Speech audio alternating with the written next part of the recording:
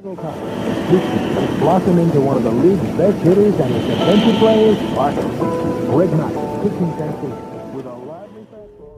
Film ini berjudul Hacksaw Ridge. Ini adalah film kisah nyata tentang seorang pahlawan Perang Dunia II bernama Desmond Doss yang berperang tanpa memegang senjata sama sekali. Saya sendiri aja waktu pertama kali nonton bener-bener kagum nih guys, dan terharu banget dengan pendiriannya si Desmond ini. Oke, langsung aja kita ke ceritanya. Di awal film diceritakan bahwa Desmond di masa kecil sangat dekat dengan kakaknya yang bernama Hal. Mereka berdua bermain dan berpetualang kemana aja di hutan dekat rumah mereka. Ayahnya Desmond adalah seorang mantan tentara pensiun yang dulu dia ikut berperang saat Perang Dunia I.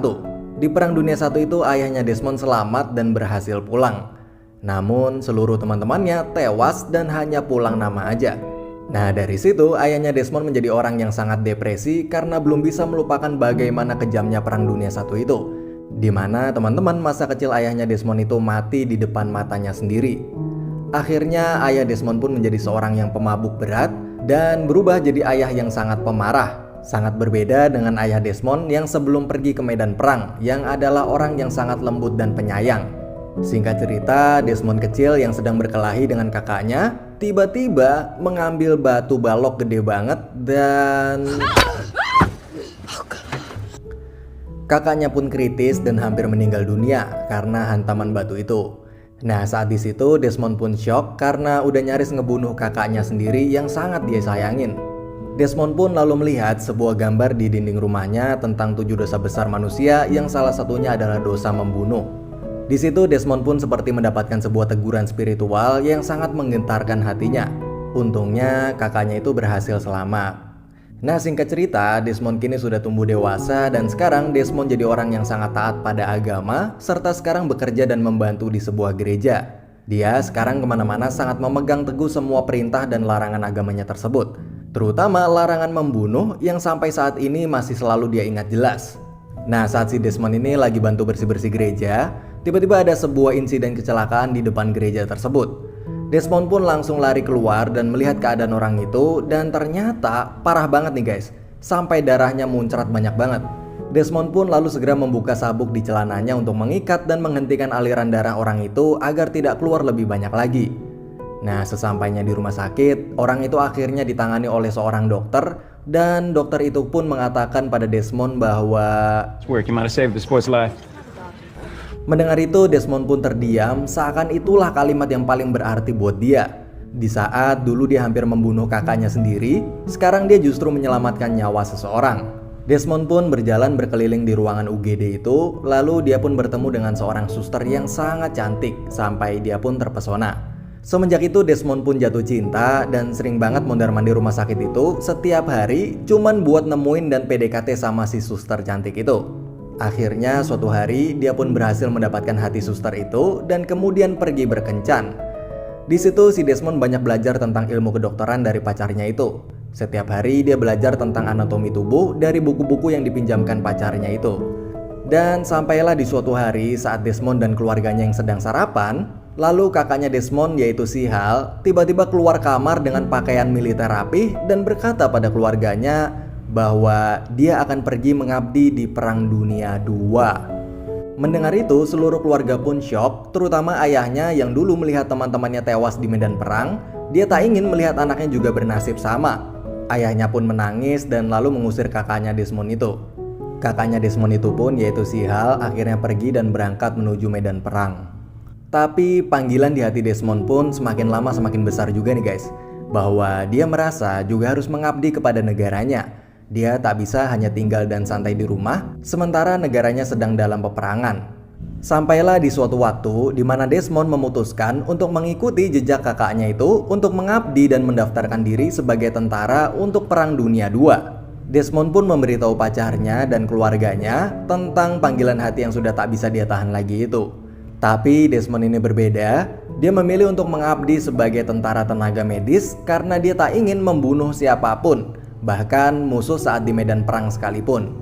Akhirnya sebelum pergi, Desmond pun melamar pacarnya itu. Nah saat tiba waktunya perpisahan, saat di kereta, tunangannya itu pun memberikan buku Alkitab dan diselipkan fotonya agar si Desmond itu selalu ingat agama dan ada kekasihnya yang selalu menunggunya di rumah. Sesampainya Desmond di camp pelatihan militer dan di asramanya itu, dia berkenalan dengan banyak orang yang nantinya akan jadi satu tim dengan dia. Singkat cerita, awalnya semua tampak baik-baik aja nih guys. Dari mulai hubungannya dengan rekan-rekan setimnya, hubungannya dengan sersan atau komandan di timnya, dan hal-hal lainnya. Nah, karena nanti di medan perang, lokasinya berada di tebing-tebing tinggi, maka latihan kali ini adalah untuk membuat simpul tali tambang yang nantinya digunakan untuk mendaki atau menuruni tebing. Di situ hampir semuanya berhasil membuat simpul yang sempurna. Namun, Desmond justru salah dan membuat 2 lubang simpul. Saat itu semua orang pun mentertawakannya dan meledeknya karena simpul talinya Desmond itu mirip seperti BH cewek. Di latihan ketangkasan juga semuanya lancar. Desmond pun juara 1 di timnya. Namun saat tiba di latihan menembak dan saat semua orang sudah mengambil senjatanya masing-masing, di sana tersisa 1 senjata dan ternyata itu adalah senjatanya si Desmond. Desmond berkata bahwa dia tidak bisa memegang senjata karena agamanya melarang untuk membunuh atau mengambil nyawa seseorang. Saat itu semuanya pun heran pada Desmond termasuk komandannya. Desmond pun berkali-kali minta maaf karena sudah melanggar perintah komandannya itu, tapi bagaimanapun juga dia tetap tidak bisa menyentuh senjata karena agamanya melarang. Lalu Desmond pun dibawa menghadap ke kantor komandan yang lebih tinggi lagi untuk menjelaskan alasannya tidak mau memegang senjata itu. Oh ya guys, di sini saya bingung atau nggak tahu apa itu sersan, letnan, jenderal, dan lain-lain. Saya taunya cuman atasan sama bawahan aja. Jadi biar gampang, kita sebutnya semua komandan aja ya guys. Nah di sana komandan pun menjelaskan bahwa saat di medan perang musuh nggak bakal mau tahu agama melarang atau enggak. Saat Desmond nggak punya senjata untuk mempertahankan dirinya, maka musuh bakalan tetap nembak dia dan ngebunuh dia. Dan sampailah di malam harinya, Desmond akhirnya dibully oleh teman-teman setimnya karena keteguhannya dalam menjalankan perintah agama itu dinilai akan merepotkan mereka. Hukuman demi hukuman pun diberikan ke Desmond agar dia mau berhenti egois dan mulai menjalankan perintah untuk memegang senjata. Hukuman seperti mencuci toilet, hukuman berlari, dan hukuman-hukuman lainnya dia terima. Dan sampailah di malam harinya, karena teman-temannya Desmond itu udah muak sama dia pun dipukulin sampai babak belur.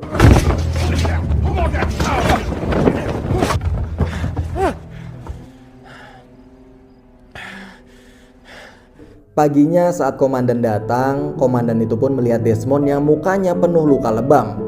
Sang komandan pun mulai kasihan dan menyuruh Desmond untuk segera menyerah dan pulang meninggalkan tugas militernya dan kembali menjadi rakyat biasa. Tapi Desmond itu nggak mau dan tetap kekeh untuk ikut mengabdi berperang tanpa memegang senjata.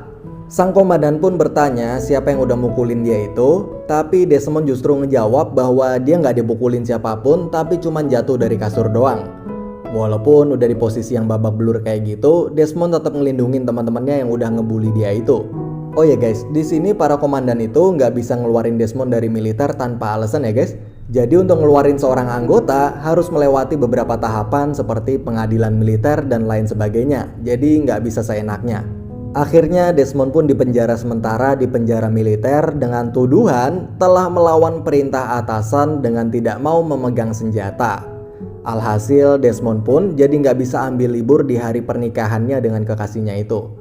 Desmond pun frustasi banget karena pernikahannya dengan wanita yang sangat dia cintain itu pun batal. Lalu kekasihnya itu pun atas suruhan dari si komandan datang ke penjara dan berusaha untuk membujuk Desmond agar mau melepaskan egonya dan menuruti perintah komandannya itu untuk memegang senjata. Tapi Desmond pun tetap kekeh dengan pendiriannya itu. Di situ Desmond walaupun terus ngelawan, tapi dia juga lagi frustasi nih guys. Dia nggak tahu apa yang dilakukannya itu benar atau enggak. Tapi hatinya selalu ngebimbing dia buat tetap teguh sama pendiriannya. Jadi di satu sisi dia harus taat sama perintah Tuhan, tapi di sisi lain dia juga frustasi banget nih guys, karena cobaan demi cobaan yang terus aja datang. Sebenarnya saya juga awalnya mikir kenapa nggak pegang aja tuh senjata terus latihan nembak sekedar buat formalitas saja, terus nanti pas di medan perang kalau senjatanya emang nggak mau dipakai juga nggak apa-apa. Tapi oke lah, kita coba hargain aja keputusan si Desmond ini ya guys. Akhirnya sampailah di persidangan militer untuk memutuskan mengeluarkan Desmond dari militer atau tetap mempertahankannya. Di sidang itu Desmond udah kepojok banget karena ngadepin tuduhan dari 3 komandan yang bilang bahwa Desmond udah ngelawan perintah atasan dan bakalan dianggap sebagai penentang perang. Tapi si Desmond itu yakin bahwa dia bukan penentang perang dan dia juga bukan pengkhianat negara. Dia pun berkata bahwa I need to serve. I got the energy and the passion to serve as a medic. While everybody else is taking life, I'm gonna be saving it. mendengar itu semua pun terdiam dan terharu. Tapi hukum tetaplah hukum. Di dalam militer, semua harus patuh pada atasan dan tidak boleh mengutamakan kemauan pribadi.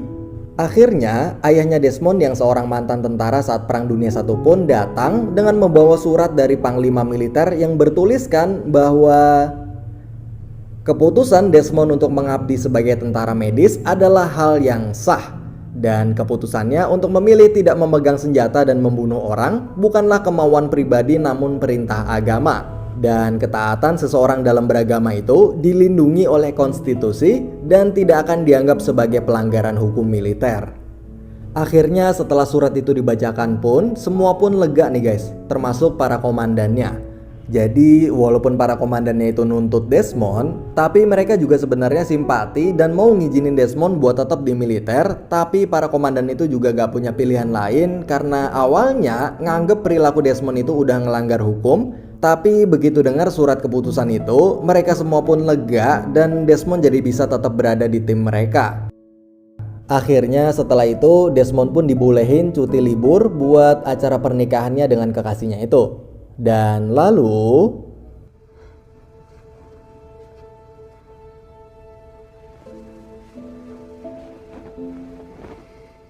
lalu pelatihan pun selesai dan sekarang mereka semua akan menghadapi medan perang yang sesungguhnya melawan Jepang. Karena dulu saat Perang Dunia II persenjataan belum terlalu canggih, jadi faktor yang paling menentukan di dalam perang itu adalah mental para tentaranya nih guys. Dan kita semua tahu gimana ganasnya tentara Jepang. Mereka rela bunuh diri sambil bawa granat buat ngeledakin para tentara lawan. Nah, saat habis mendengar hal itu, mental para tentara di tim Desmond pun langsung down karena takut akan keganasan Jepang nanti. Banyak mobil-mobil pengangkut jenazah tentara Amerika yang lalu lalang dan semakin menjatuhkan mental mereka yang melihatnya. Dan akhirnya sampailah di lokasi medan perangnya, yaitu sebuah tebing tinggi yang bernama Hexau.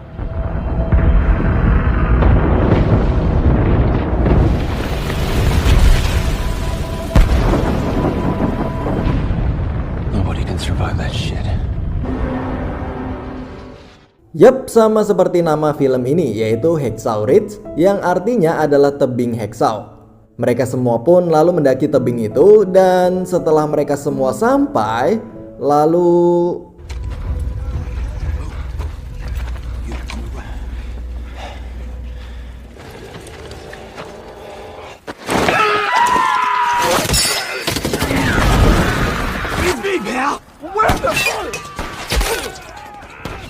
di sini bener-bener kacau nih guys. Saya aja waktu nonton sampai ikut deg-degan. Jadi kita yang lagi nonton pun jadi kayak lagi bener-bener ada di medan perang beneran saking realnya. Kayak pas granat meledak itu ada yang sampai badannya kebelah dua, ususnya keluar semua, kakinya putus, tangannya putus dan lain sebagainya.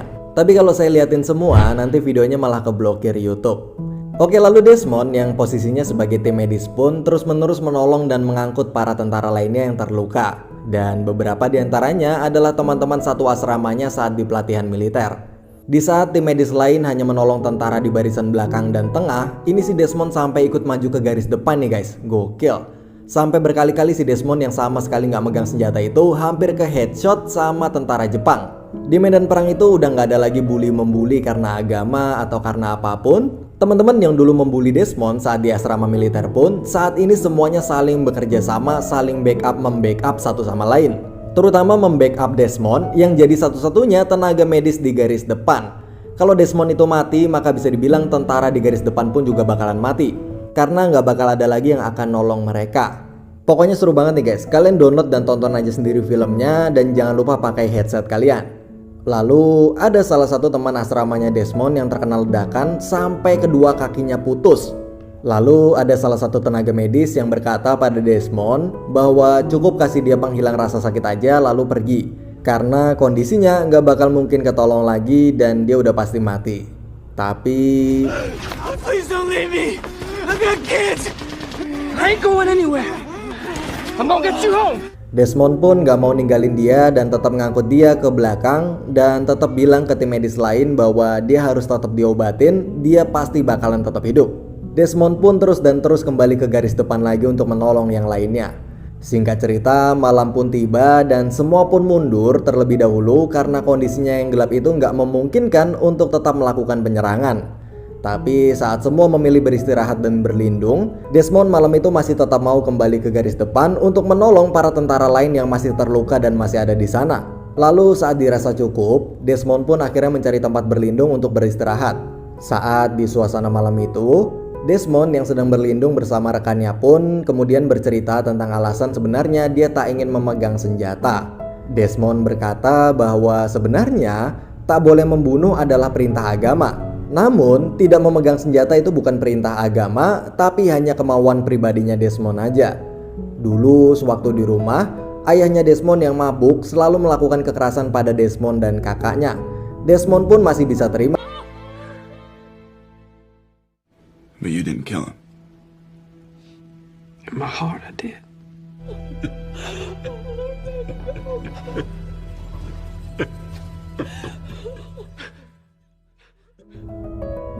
Singkat cerita, pagi hari pun tiba, lalu para tentara Jepang yang jumlahnya ribuan tiba-tiba menyerbu mereka dari bawah tanah. Karena jumlahnya yang sangat banyak, maka mereka pun terpojok dan terpukul mundur dan berlari menuju tebing Heksau untuk kabur turun. Tapi karena penyergapan mendadak itu, jadi banyak banget korban di sana nih guys. Banyak teman-teman asrama yang Desmond kenal meninggal dan terluka di sana. Dan akhirnya saat semua tentara termasuk para komandan di asrama militernya dulu yang memilih kabur dan kembali ke markas, Desmond pun yang sedang melihat teman-temannya mati dan terluka pun benar-benar bingung, gak tahu harus kabur atau tetap tinggal dan menolong mereka. Sementara tentara Jepang sangatlah banyak dan masih terus menyerbu mereka. Lalu saat kondisi seperti itu, Desmond pun berkata kepada Tuhan bahwa What is it you want of me? I don't understand. I can't hear you.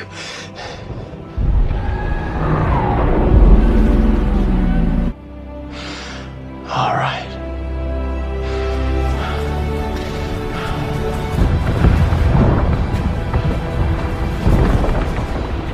akhirnya Desmond pun memilih untuk kembali ke garis depan dan menolong sebanyak mungkin para tentara yang masih tertinggal di sana. Satu demi satu, Desmond terus mengangkut para tentara itu sendirian. Tapi saat sampai di tebing Heksau, dia tak bisa menurunkan mereka sendirian. Akhirnya dia pun mengambil tali dan lalu membuat sebuah simpul berlubang dua. Yang dulu saat di camp pelatihan, simpul itu dianggap salah dan dianggap seperti BH cewek. Tapi justru sekarang simpul Desmond itu berhasil mengikat para korban terluka itu dengan lebih kuat dan Desmond pun menurunkan mereka satu demi satu. Lalu tentara yang sedang berjaga di bawah pun melihat satu demi satu ada tentara yang turun dan selamat. Tapi mereka bingung dari mana datangnya mereka itu dan siapa yang nurunin mereka juga nggak tahu. Si komandan yang baru sampai di markas pun masih terus kepikiran bahwa masih banyak anak buahnya yang masih terluka dan tertinggal di atas sana. Tapi dia nggak bisa berbuat apa-apa dan nggak bisa menolongnya. Komandan itu pun frustasi dan meminta bantuan kemana-mana untuk mengirim pasukan tambahan untuk kembali ke atas, tapi pasukan itu baru bisa datang esok harinya. Sementara Desmond yang masih di medan perang sendirian dan tanpa memegang senjata sama sekali pun terus-menerus main petak umpet sama tentara Jepang dan terus-menerus menolong para rekannya yang terluka itu. Bahkan saat Desmond masuk ke markas bawah tanahnya Jepang dan melihat tentara Jepang yang sedang terluka pun, dia juga tetap menolongnya. Intinya Desmond di sana berusaha menolong semua orang yang dia bisa, termasuk tentara musuh sekalipun. Hingga waktu malam pun tiba dan Desmond masih terus kembali ke garis depan lagi dan lagi. Please, Lord, help me get one more.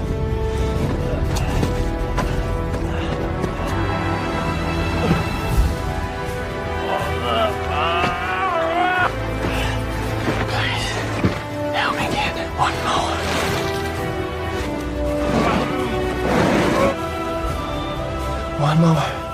Help me get one more. One more. get one more. Sepanjang malam dia sendirian di medan perang tanpa satu orang teman pun.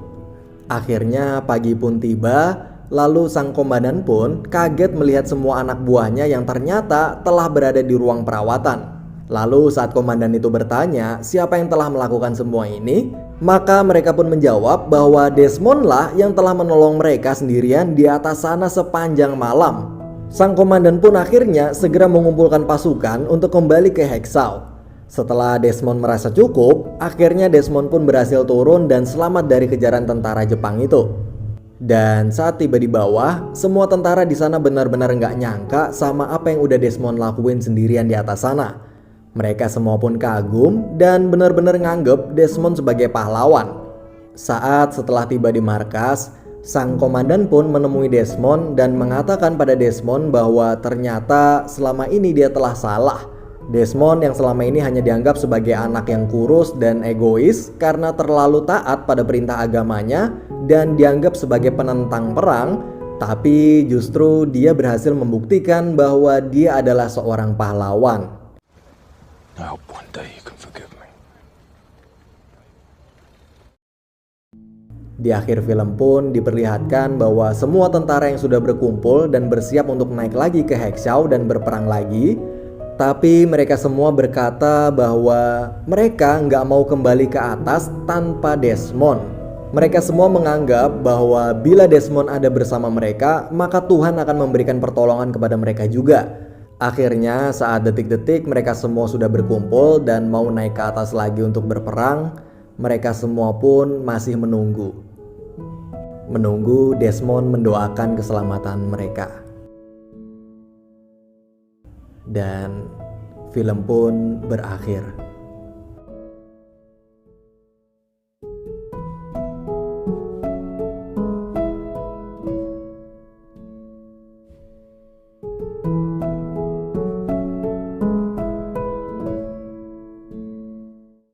I was praying the whole time.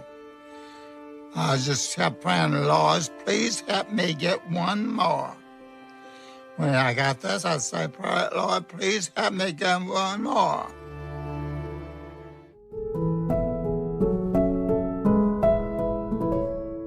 Guys, kalau kalian lihat di setiap video di channel Insomnia ini, kalian pasti sadar bahwa setelah film berakhir, maka Insomnia tidak memberikan kesimpulan dari filmnya. Hal itu karena bila Insomnia simpulkan sendiri filmnya, maka mungkin kalian semua akan setuju, tapi akhirnya pelajaran yang bisa kalian ambil jadi sempit karena hanya dari sudut pandang Insomnia saja. Maka dari itu Insomnia sengaja nggak memberikan kesimpulan di akhir film, agar kalian semua bisa menyimpulkan dan mengambil pelajaran berdasarkan pendapat kalian masing-masing, yang akhirnya makna dari sebuah film itu pun akan menjadi lebih luas. Oh ya guys, bila kalian lihat data ini, dari sekian banyak penonton setia Insomnia, masih banyak yang belum subscribe. Jadi setelah kamu tutup video ini, jangan lupa untuk tekan tombol subscribe-nya ya guys, karena subscribe dari kalian sangatlah berarti banget buat Insomnia. Dan dengan kalian subscribe, maka setiap malam kalian bakalan dapat film-film yang seru dan inspiratif. Makasih udah nonton, dan bye-bye.